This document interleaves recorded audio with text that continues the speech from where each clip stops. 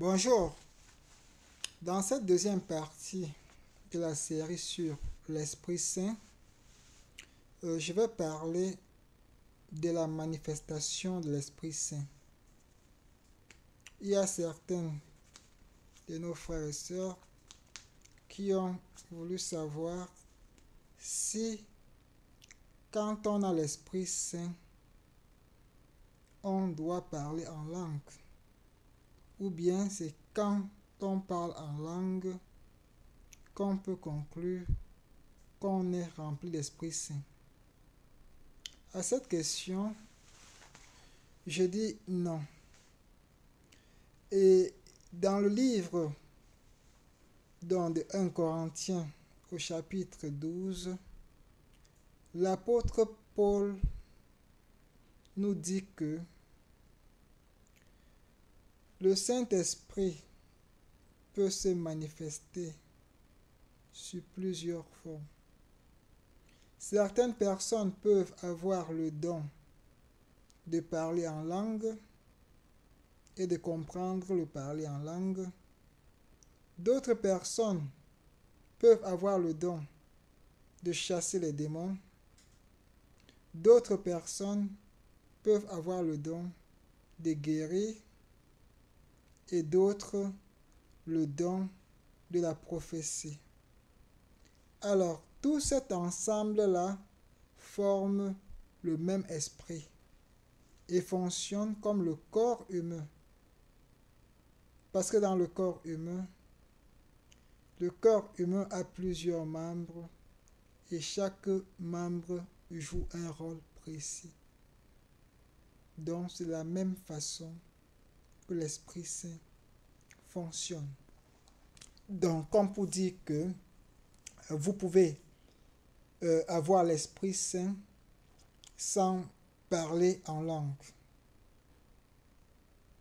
Il y a des personnes qui ont plus d'un don.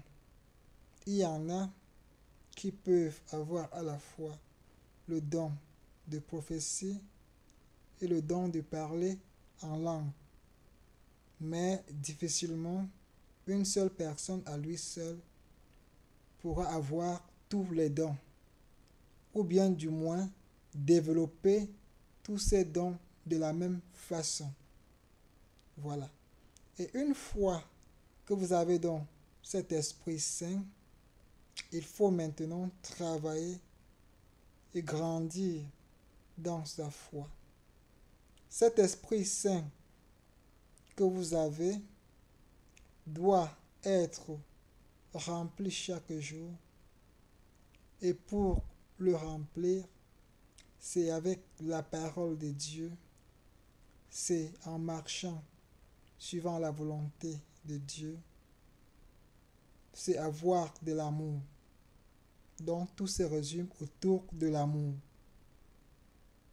Si nous aimons Dieu de tout notre cœur et si nous aimons notre prochain comme nous-mêmes, alors nous allons faire grandir notre foi et nous allons développer chaque jour cet esprit que le Seigneur aura mis en nous. Pourquoi? Parce que cet esprit est comme notre guide. Quand nous l'avons, nous devons apprendre à le comprendre parce qu'il nous parle.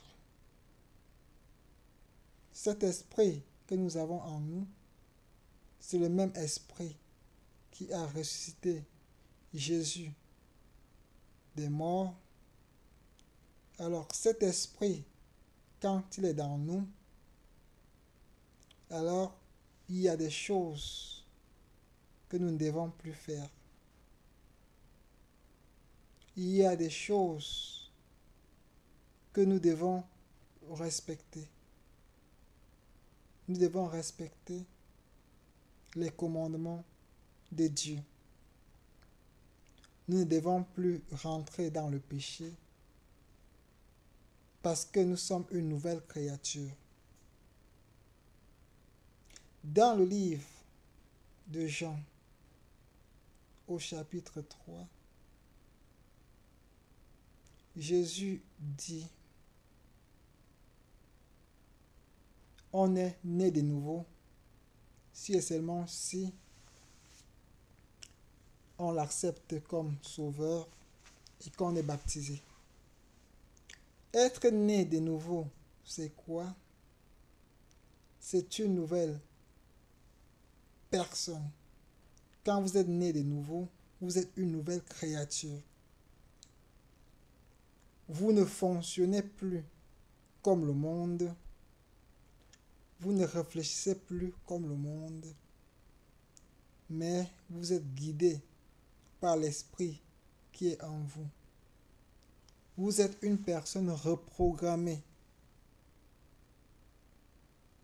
Vous êtes une personne qui a de la sagesse.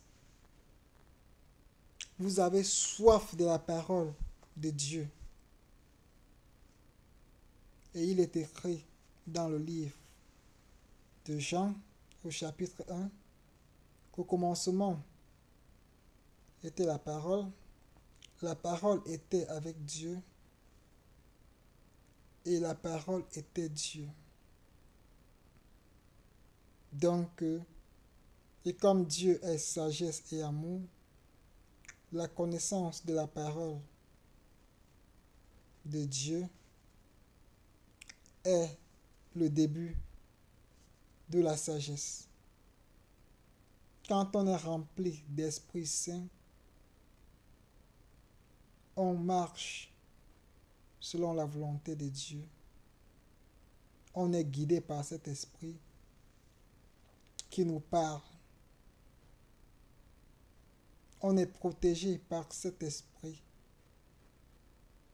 Parce que cet esprit a une autorité, a un pouvoir sur l'esprit du mal. Donc quand vous êtes rempli d'Esprit Saint, vous ne vivez plus la peur. Vous vivez plutôt la joie. Vous vivez l'amour. Vous vivez la patience. Vous vivez le contrôle de soi-même.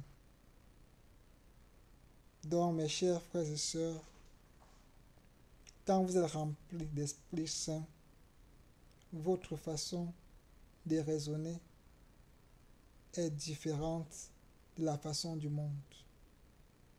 Le monde a du mal à vous comprendre parce que vous n'appartenez pas à ce monde, mais vous appartenez au spirituel.